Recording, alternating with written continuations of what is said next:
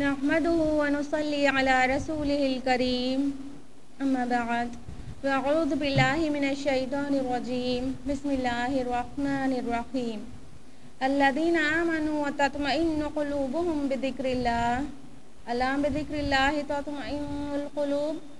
بسم الله الرحمن الرحيم رب اشرح لي صدري ويسر لي أمري واحلل عقدة من لساني يفقهوا قولي عزیزی سامعین السلام علیکم ورحمۃ اللہ وبرکاتہ۔ خلاصہ قرآن مجید میں آپ کا تہہ دل سے خیر مقدم ہے۔ خلاصہ قرآن مجید میں کل 12واں پارہ مکمل ہو گیا تھا اور آج ہم لوگ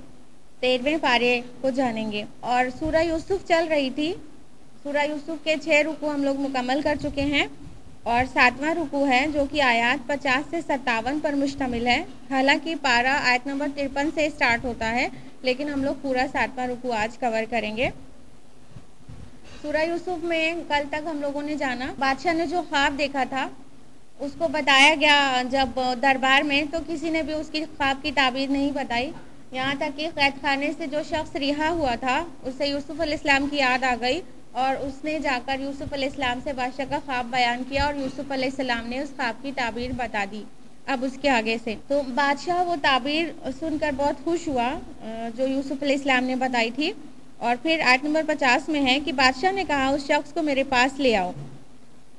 یعنی یوسف علیہ السلام کو۔ آیت نمبر 50 سے 53 کا موضوع ہے کہ جب ایلچی یوسف علیہ السلام کو بلانے کے لیے وہاں پہنچا تو یوسف علیہ السلام نے سب سے پہلے اس سے کہا کہ پہلے جا کر ان عورتوں کا معاملہ پوچھو جنہوں نے اپنا ہاتھ کاٹ لیا تھا۔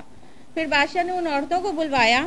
اور تحقیق کی تو ان سبھی خواتین نے جنہوں نے اپنا ہاتھ کاٹ لیا تھا انہوں نے یوسف علیہ السلام کے بارے میں کہا ہمارے علم میں اس میں کوئی بھی برائی نہیں ہے،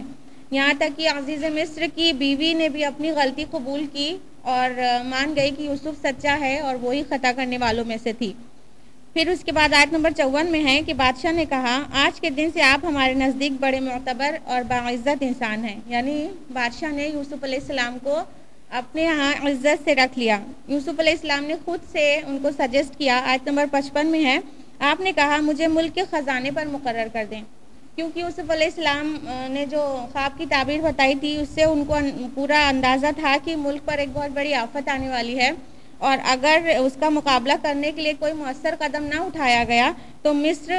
بہت ہی خوفناک قحط کی زد میں آ جائے گا۔ اس لیے یوسف علیہ السلام کو اللہ تعالیٰ نے علم اور حکمت دی تھی، انہوں نے خود سے ہی ملک کے خزانے پر اپنے کو معمور کرنے کے لیے ریکویسٹ کیا اور وہ قبول کی گئی۔ اس طرح آیت نمبر 56 میں ہے کہ اس طرح ہم نے یوسف کو تمکن عطا کیا مصر میں، یعنی ابھی تو مصر پہنچ گئے تھے اور اب مصر میں وہ معتبر انسان اور ایک بڑی پوسٹ پر جس کو وزیر خزانہ کہہ سکتے ہیں، فائنانس منسٹر کہہ سکتے ہیں، وہ بن چکے تھے۔ رکوع نمبر 8 جو کہ آیات 58 سے 68 پر مشتمل ہے، آیت نمبر 58 میں ہے اور آئے یوسف کے بھائی اور اپنے سامنے اور آپ علیہ السلام کے سامنے پیش ہوئے تو آپ نے انہیں پہچان لیا مگر وہ آپ کو نہیں پہچان پائے۔ جب یوسف علیہ السلام کے بھائی ان کے پاس آئے، وہ غلہ لینے کے لیے آئے تھے، پہلے چیز کے عوض چیز خریدی جاتی تھی تو وہ لوگ اپنے یہاں کی کچھ چیزیں جیسے بھیڑ بکریوں کا اون وغیرہ لے کر آئے تھے اور اس کی قیمت پہ غلہ لینا چاہتے تھے، تو کیونکہ قحط پڑا ہوا تھا تو یوسف علیہ السلام نے اپنے بھائیوں کو پہچان لیا، کیونکہ وہ تو بھائی تو بڑے تھے جب یوسف علیہ السلام وہاں سے مس ہوئے ہیں، تو یوسف علیہ السلام خود چھوٹے تھے اس لیے انہوں نے یوسف علیہ السلام کو نہیں پہچانا اور انہوں نے اپنے بھائی کو پہچان لیا۔ آیت نمبر 60 سے 68 میں ہے کہ یوسف علیہ السلام نے اگلی بار ان کے بھائی بنیامین کو بھی لانے کے لیے کہا، کیونکہ غلہ جو ہے راشن بندی کے تحت دیا جاتا تھا اور جب گھر میں سارے ممبرز کا نام بتایا ہوگا انہوں نے تو یوسف علیہ السلام نے کہا کہ ان کے بھائی ابھی ڈسکلوز نہیں کیا تھا، کہا اس ممبر کو بھی لے کر آؤ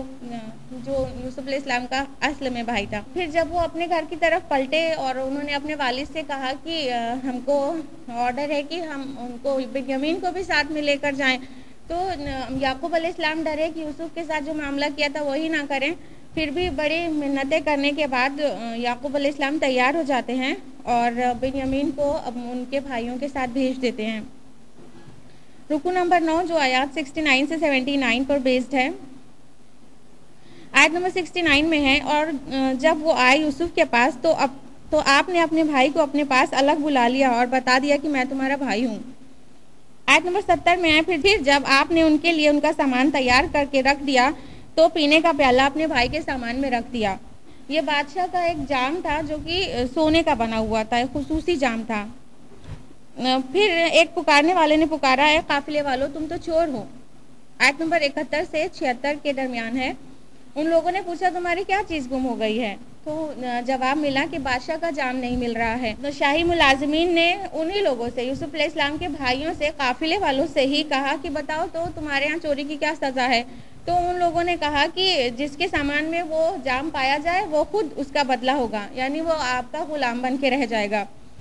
تو پھر جب تلاشی شروع ہوئی تو یوسف علیہ السلام کے بھائی کے سامان میں وہ جام مل گیا۔ آیت نمبر 76 میں ہے، اللہ تعالیٰ نے فرمایا کہ اس طرح ہم نے تدبیر کی یوسف کے لیے۔ یہ ایک انداز تھا توریے جیسا جو اللہ تعالیٰ جس کا ذمہ اپنے اوپر لیتا ہے کہ ہم نے یوسف کو یہ تدبیر سکھا دی۔ اصل میں اس میں کوئی دھوکہ دینے کا مقصد نہیں تھا اور نہ ہی کوئی نقصان تھا، تھوڑی دیر کی بات تھی، اس کے بعد پورے خاندان کو آپس میں ملانا مقصود تھا یوسف علیہ السلام کو۔ تو اس طرح یہ طریقہ لیا اپنے بھائی کو اپنے پاس روکنے کے لیے۔ آیت نمبر 77 میں ہے کہ یوسف کے بھائیوں نے کہا اس نے چوری کی ہے اور اس کا بھائی بھی پہلے چوری کر چکا ہے۔ اب ان کی بات دیکھیے یوسف علیہ السلام کے بھائی کی کہ انہوں نے یوسف علیہ السلام پہ چوری کا بھی الزام لگا دیا، اور یوسف علیہ السلام خود ان کے بھائی سامنے کھڑے ہیں، باوجود اس کے انہوں نے بہت صبر کیا اور ابھی راز کو فاش نہیں ہونے دیا۔ اس طرح یوسف علیہ السلام نے اپنے بھائی کو اپنے پاس روک لیا اور وہ قافلہ واپس گیا۔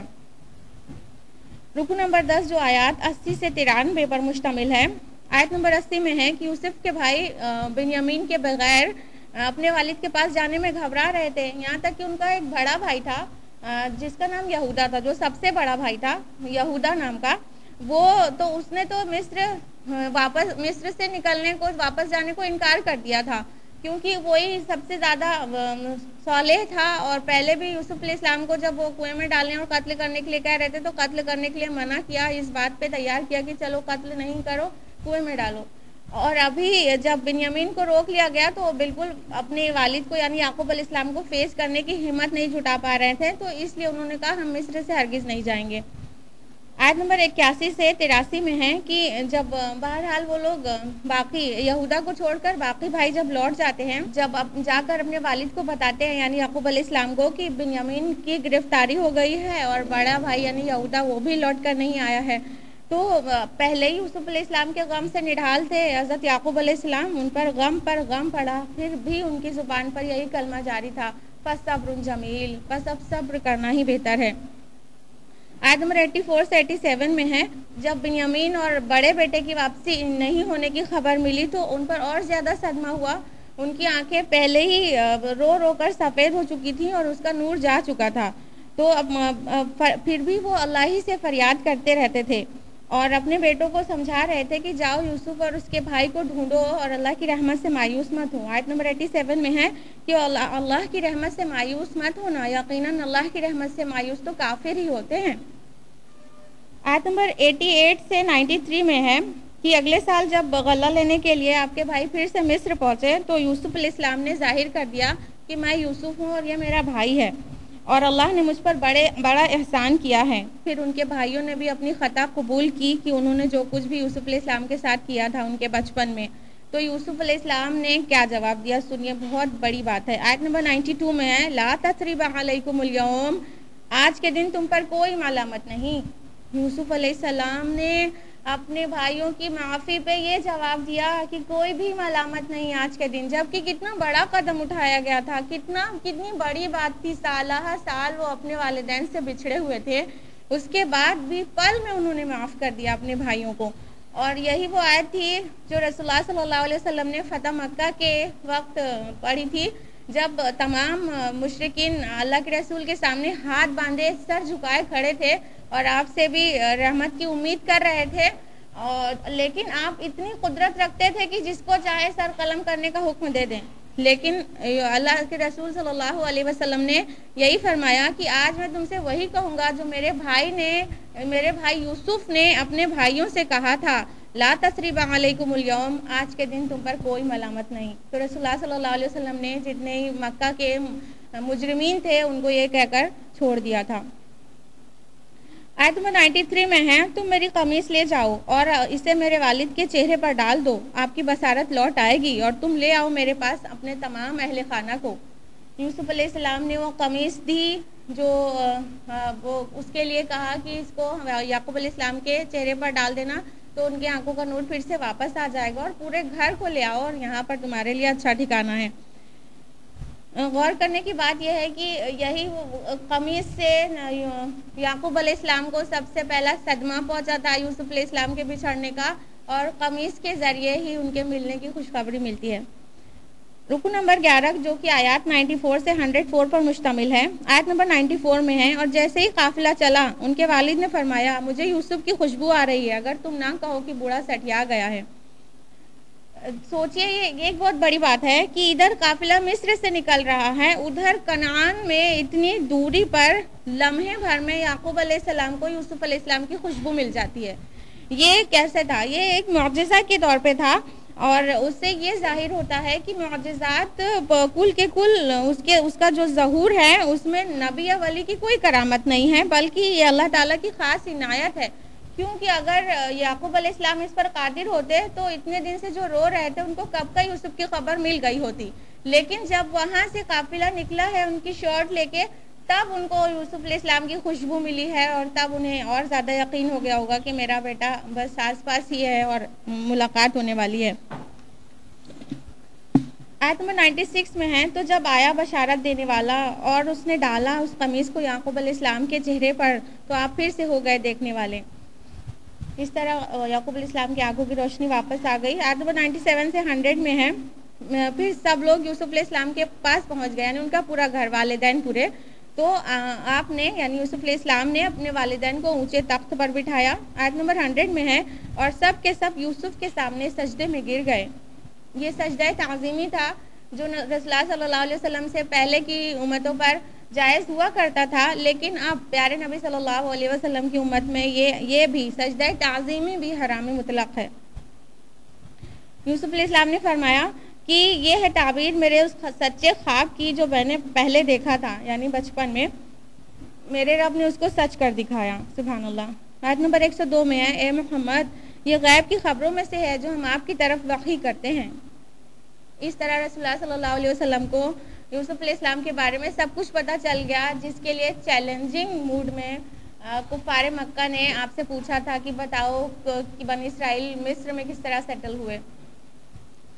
رکو نمبر 12 جو کہ آیات 105 سے 111 پر مشتمل ہے، آیت نمبر 106 ہے، ان میں سے اکثر لوگ ایمان نہیں رکھتے مگر اس طرح کی شرک بھی کرتے ہیں۔ یہاں پر غور کرنے کا مقام ہے کہ کہا جا رہا ہے ایمان لانے والے بھی شرک کرتے ہیں، ایسا ایمان رکھتے ہیں کہ شرک بھی کرتے ہیں۔ کئی لوگ ایسے ہیں سوسائٹی میں جو اپنے کو موحد سمجھتے ہیں، اپنے آپ کو توحید پرست سمجھتے ہیں، لیکن وہ غیر شعوری طور سے کسی نہ کسی ٹائپ کے شرک میں ملوث ہو جاتے ہیں۔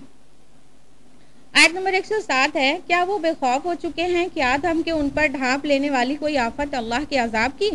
آیت نمبر 109 میں ہے، کیا یہ زمین میں گھومے پھرے نہیں کہ وہ دیکھتے کہ کیسے انجام ہوا ان لوگوں کا جو ان سے پہلے تھے؟ آیت نمبر 111 میں ہے، یقیناً ان کے واقعات میں ہوش مندوں کے لیے عبرت ہے، یعنی یہ ساری چیزیں سٹوری کے لیے نہیں بتائی گئی ہے، عبرت حاصل کرنے کے لیے بتائی گئی ہے۔ اسی آیت میں آگے ہے، یہ قرآن ایسی بات نہیں جو گڑھ لیا گیا ہو، بلکہ یہ تو تصدیق ہے اس کی جو اس سے پہلے موجود ہے، اور تفصیل ہے ہر چیز کی، اور ہدایت اور رحمت ان لوگوں کے لیے جو اس پر ایمان لاتے ہیں۔ یعنی قرآن کی صداقت کو بیان کر کے یہ سورہ مکمل ہوئی۔ الحمدللہ سورہ یوسف مکمل ہوتی ہے، اور اب ہم لوگ جانیں گے اگلی سورہ، اور وہ ہے سورہ الرعد۔ سورہ رعد 13 نمبر کی سورہ ہے، اس میں 6 رکوع اور 43 آیات ہیں، اور اس کا جو نام سورہ الرعد ہے وہ آیت نمبر 13 میں ایک فقرہ ہے، وَيُسَبِّحُ الرَّعْدُ بِحَمْدِهِ، کہ بجلی کی کڑک تسبیح کرتی ہے اللہ کی حمد کے ساتھ، تو اس فقرے پہ اس سورہ کا نام سورہ الرعد ہے۔ رعد مینس ہوتا ہے کڑک۔ زمانہ نزول کی جہاں تک بات ہے تو رکو نمبر 4 و 6 کے مضامین سے پتہ چلتا ہے کہ یہ سورہ بھی اسی دور میں نازل ہوئی ہوگی جس میں سورہ یونس، ہود اور اعراف نازل ہوئی ہے، یعنی قیام مکہ کے آخری دور میں۔ سورہ رعد اور سورہ ابراہیم آپس میں جوڑے کا تعلق رکھتی ہے اور ان دونوں کے مضامین میں بھی بہت مشابہت ہے اور تبالت بھی تقریباً برابر ہی ہے، برابر سائز کی ہیں۔ اور سورہ رعد میں قصص الانبیاء یا انباء الرسل موجود نہیں ہے۔ پوری کی پوری سورہ ایک مسلسل مربوط خطبہ معلوم ہوتی ہے اور اس میں توحید، رسالت اور آخرت کی دعوت ہے اور زیادہ زور ایمان بالآخرہ اور ایمان بالرسالہ پر ہے۔ حالانکہ آفاق، انفس وغیرہ کی شہادتوں سے توحید کا اس بات ساتھ میں خود ہی ہوتا چلا جاتا ہے۔ اور سورہ رعد کا جو مرکزی موضوع ہے وہ ہے التذکیر بآلاء اللہ، یعنی اللہ کی نشانیوں، اللہ کی نعمتوں کے ذریعے نصیحت اور تذکیر۔ اب باقاعدہ شروع کرتے ہیں۔ رکو نمبر 1 جو کہ آیات 1 سے 7 پر مشتمل ہے۔ آیت نمبر 1 ہے الف لام میم را تلک آیات الکتاب۔ الف لام میم را یہ حروف مقطعات ہیں، یہ اللہ کی کتاب کی آیات ہیں اور جو چیز آپ پر نازل کی گئی ہے آپ کے رب کی طرف سے وہ حق ہے، لیکن اکثر لوگ ایمان نہیں لاتے۔ آیت نمبر 2 میں ہے اللہ ہی ہے جس نے اٹھایا آسمان کو بغیر ایسے ستونوں کے جنہیں تم دیکھتے ہو، پھر وہ مستوی ہوا عرش پر اور اس نے کام میں لگا دیا سورج کو اور چاند کو اور ہر ایک چل رہا ہے ایک وقت معین تک کے لیے، اور وہ تدبیر فرماتا ہے اپنے امر کی اور تفصیل بیان کرتا ہے اپنی آیات کی تاکہ تم اپنے رب کی ملاقات کا یقین کرو۔ آیت نمبر 3 اور 4 میں ہے کہ زمین میں جتنی نشانیاں ہیں پھیلی ہوئی ان پر غور و فکر کی دعوت دی گئی ہے، جیسے کہ پہاڑ ہو گیا، ندیاں، باغات، پھل، کھیتیاں، ان سب کی طرف غور و فکر کرا کے اللہ کی وحدانیت کا ثبوت دیا گیا ہے اور آخرت کا یقین پیدا کرنے کی کوشش کی گئی ہے۔ آیت نمبر 5 میں ہے کہ قابل تعجب ہے ان کا یہ قول کہ کیا جب ہم مر کر مٹی ہو جائیں گے تو اثر نو وجود میں آئیں گے؟ یہی وہ لوگ ہیں جو جہنمی ہیں، یعنی آخرت کی دلیل آ گئی۔ آیت نمبر 6 اور 7 میں ہے کہ کفار کا ایک جو مطالبہ تھا کہ وہ جو عذاب آپ ہم کو جس سے دھمکا رہے ہیں وہ ہم پر آ کیوں نہیں جاتا اور کیوں نہیں آپ ہمارے پاس کوئی نشانی یعنی معجزہ لے کر آتے؟ تو جواب اس میں دیا گیا ہے آپ تو بس ہادی ہیں، آپ ہدایت دینے کے لیے ہیں، معجزات آپ کی قدرت میں نہیں ہیں۔ رکو نمبر 2 جو کہ آیات 8 سے 18 پر مشتمل ہے۔ آیت نمبر 8 سے 10 میں اللہ کی قدرت کاملہ اور علم کا بیان ہے۔ آیت نمبر 8 ہے اور وہ خوب جانتا ہے ہر مادہ کو کہ وہ کیا اٹھائے ہوئے ہے۔ آیت نمبر 9 میں ہے وہ جاننے والا ہے غیب کا اور ظاہر کا اور بہت بڑا اور بہت بلند ہے۔ آیت نمبر 11 میں اللہ تعالیٰ کے ایک اٹل فیصلے کا بیان ہوا ہے، ان اللہ لا یغیر ما بقوم حتی یغیروا ما بانفسہم۔ یقیناً اللہ تعالیٰ اس قوم کی کسی بھی قوم کی حالت کو نہیں بدلتا جب تک وہ خود نہیں بدل دیتے اس کیفیت کو جو ان کے دلوں میں ہے۔ یعنی انسان کا جو انٹینشن ہے جب تک وہی صالح نہیں ہو جائے، اس کا ارادہ، اس کی کوششیں جب تک وہی نہ سدھر جائے تب تک اللہ تعالیٰ ٹھوس کے تھوڑی کسی کو ہدایت دیتا ہے۔ مولانا ظفر علی خان نے اس کو شعر میں اتارا ہے، خدا نے آج تک اس قوم کی حالت نہیں بدلی نہ ہو جس کو خیال اپنی حالت کو بدلنے کا۔ آیت نمبر 13 میں ہے وَيُسَبِّحُ الرَّعْدُ بِحَمْدِهِ وَالْمَلَائِكَةُ مِنْ خِيفَتِهِ، اور تسبیح کرتی ہے کڑک اس کی حمد کے ساتھ اور فرشتے بھی اس کے خوف سے۔ ہم لوگوں کو اس بات پہ کتنا احساس کرنا چاہیے نا، جن چیزوں کو ہم لوگ بے جان جانتے ہیں وہ اللہ کی حمد و تسبیح کرتی ہے، اور ہم لوگ ہیں کہ ہم غافل ہیں، جو عقل و شعور رکھنے والی مخلوق ہے، اشرف المخلوقات ہے، سب سے اعلیٰ ہے، برتر ہے مخلوقات میں، وہ اپنے رب کی حمد و تسبیح نہ کرے، کتنے افسوس کی بات ہے۔ اور وہ بھیجتا ہے کڑکدار بجلیاں، پھر وہ گرا دیتا ہے انہیں جس پر چاہتا ہے۔ آیت نمبر 14 میں ہے اسی کا پکارنا حق ہے، یعنی اللہ ہی وہ ہستی ہے جس کو پکارا جائے تو حق ہے اور اس کے علاوہ جس کو پکارا جائے سب باطل ہے۔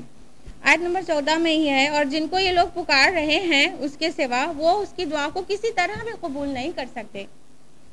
آیت نمبر 16 میں مومن اور مشرک کے فرق کی مثال دی گئی ہے کہ ان سے پوچھیے کیا برابر ہے اندھا یا دیکھنے والا، کیا برابر ہے اندھیرے اور روشنی؟ یہ مومن اور مشرک کی مثال ہے۔ مومن ایسا ہے جیسے کہ دیکھنے والا ہو اور جیسے کہ اجالا ہو، اور مشرک جو ہے وہ جیسے کہ اندھا ہو یا اندھیرے میں ہو۔ آیت نمبر 17 میں حق اور باطل کے ٹکراؤ کی ایک مثال ہے سیلاب کے جھاگ سے، کہ عمدہ چیز یعنی پانی تو زمین پر ٹھہر جاتا ہے لیکن سیلاب کے اوپر جو جھاگ آ جاتا ہے وہ خشک ہو جاتا ہے، اور یہی مثال ہے حق اور باطل کی۔ مطلب کہ جو حق ہے وہ تو سوسائٹی میں کسی نہ کسی طرح سبوں کو فائدہ پہنچاتا رہتا ہے، لیکن جو باطل ہے وہ ٹائم ٹو ٹائم سر اٹھاتا رہتا ہے، لیکن وہ حق کا جھونکا اسے برباد کر دینے کے لیے کافی رہتا ہے۔ تو باطل اٹھتا رہتا ہے اور مٹتا رہتا ہے، لیکن حق سوسائٹی میں ٹک جاتا ہے اور وہ فائدہ پہنچاتا ہے۔ آیت نمبر 18 میں ہے کہ جن لوگوں نے اپنی رب کی دعوت پر لبیک کہا ان کے لیے بھلائی ہے، اور جنہوں نے اس کی دعوت کو ٹھکرا دیا وہی لوگ جہنمی ہیں۔ رکو نمبر 3 جو کہ آیات 19 سے 26 پر مشتمل ہے۔ آیت نمبر 19 میں ہے انما یتذکر اولو الالباب، بے شک نصیحت تو عقل مند ہی قبول کرتے ہیں۔ اب اگر ہم چاہتے ہوں کہ ہم کو بھی اللہ تعالیٰ عقل مند کہے تو اپنے آپ کو ان صفات پہ چیک کر لیں جو آگے بیان ہوئی ہے۔ آیت نمبر 20 اور 22 میں عقل مند کون لوگ ہیں ان کی صفات بیان ہوئی ہے کہ وہ ایسے لوگ ہیں، اور اس کا جو موضوع ہے نا وہ سورہ بقرہ کی آیت نمبر 177 سے کافی ملتا جلتا ہے کہ کل نیکی یہ نہیں ہے کہ تم مشرق و مغرب کی طرف منہ کرو، بلکہ نیکی یہ ہے کہ تم ایمان لاؤ اللہ پر، اور سارے ایمان کے پلرز ہیں، اور جو حقوق العباد کی جہاں سے سلسلہ شروع ہوتا ہے وہی کم و بیش وہی چیزیں یہاں پر بھی بیان ہوئی ہیں۔ تو عقل مند لوگ کون ہیں ذرا سنیے، وہ اللہ کے عہد کو پورا کرنے والے ہیں اور رشتہ داری نبھانے والے ہیں، اللہ سے ڈرنے والے ہیں، اپنے حساب و کتاب کی فکر کرنے والے ہیں، صبر کرنے والے ہیں، نماز کو قائم کرنے والے ہیں، پوشیدہ اور اعلانیہ اللہ کی راہ میں خرچ کرنے والے ہیں، اور برائی کو بھلائی سے دور کرنے والے ہیں۔ ان لوگوں کو اللہ تعالیٰ نے اولو الالباب کہا، عقل مند۔